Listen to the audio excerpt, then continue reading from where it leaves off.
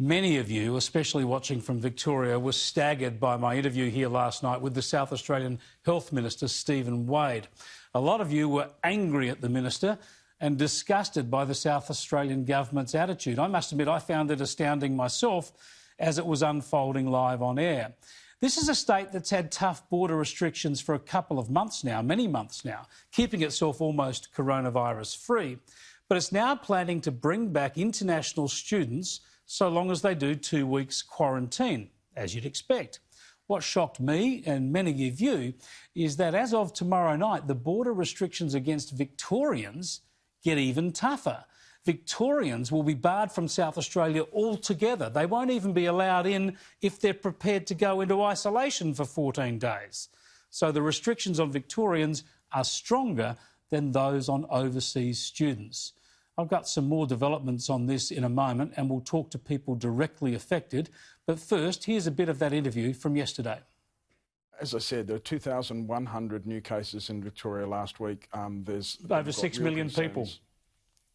What countries are your overseas students coming from? Their port of dispatch is Singapore, but we are managing this within our. But what countries are they coming from? What country are you suggesting that they're coming from? Countries that we have less to worry about when it comes to coronavirus than Victoria? Do you know how many active cases there are in Singapore at the moment? No, I don't. But these there are 3,500. Singapore would be about the same size as Melbourne. Well, with all due respect, Melbourne's got 17,000 active cases. No, it hasn't. There are 7,500 in the whole country. The reality is that we've got mandatory supervised isolation for incoming international students. But not for Victorians. We believe it's an important measure to strengthen our economy. OK, so today, South Australia's Education Minister said he understood the problems for Victorians, but he made it clear what was driving his state's policy. It is a difficult circumstance, we make no bones about that. It's really important to note, for those international students, we're talking about tens of millions of dollars for the South Australian economy, hundreds and hundreds and thousands indeed of jobs, just from the sorts of numbers we're talking about in a pilot program. Yes, we know overseas students generate a lucrative industry, but we are one country. Victorians are your fellow citizens. What about Victorians wanting to return to study in South Australia? Why would they have fewer rights than overseas students? Interestingly, the Minister didn't want to say what country most of the students would be coming from, although we believe they would be coming mainly from Singapore, Malaysia, India and China.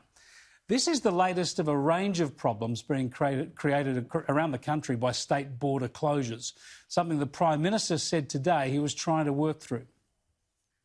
I've been raising a number of these issues. We'll be raising more today. I'm finding dealing directly with states, because their border arrangements are different, is proving to be a more practical way to get outcomes. Yeah, the trouble is the states are doing as they please. The Prime Minister can only urge and encourage them.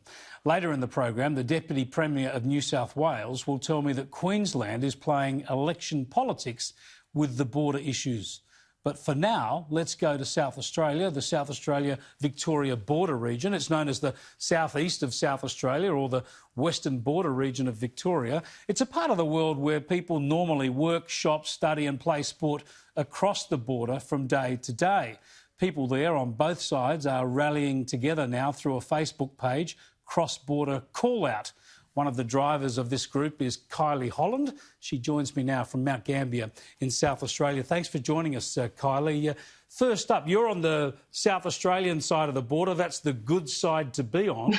But what's your attitude of the South Australian Health Ministers, the South Australian Government's attitude to Victorians getting across the border? It's absolutely terrible here at the moment. We're getting so many messages through our Facebook page with just incredible stories of people in quite difficult circumstances. People are losing their jobs on both sides of the border. I note that this afternoon, the Premier particularly has put out a Facebook post talking about, how this is good for South Australians. But I'd like to suggest to him that perhaps it's not so good for South Australians when they are the ones that are losing their jobs. They are the ones that cannot go into Victoria, into that 40-kilometre border region where they often work. People work in Casterton, they work 4 kilometres across the border, they work 30 kilometres across the border. It's not a one-way border. And I think that's what the state government is failing to really understand here at the moment.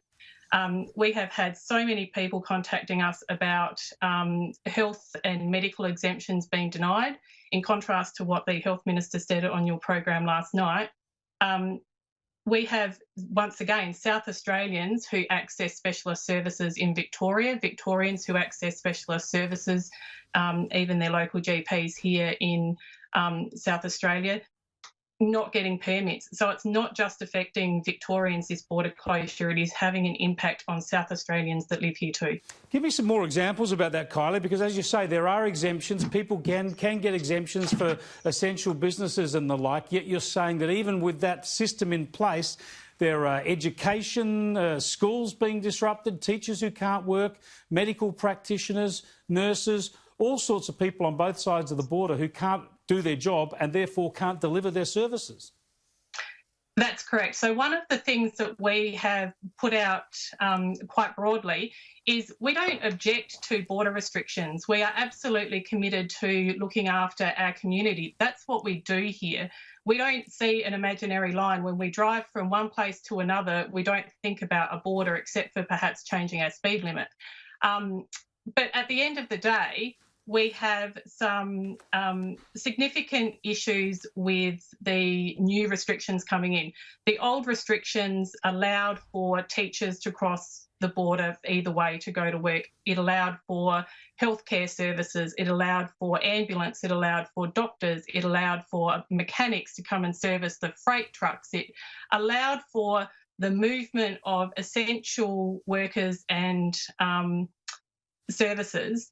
Whereas come Friday, the only people that are going to be able to come across are very specific workers. Now, what that actually is, we don't really know because we've had more than one vet be declined their cross-border exemption.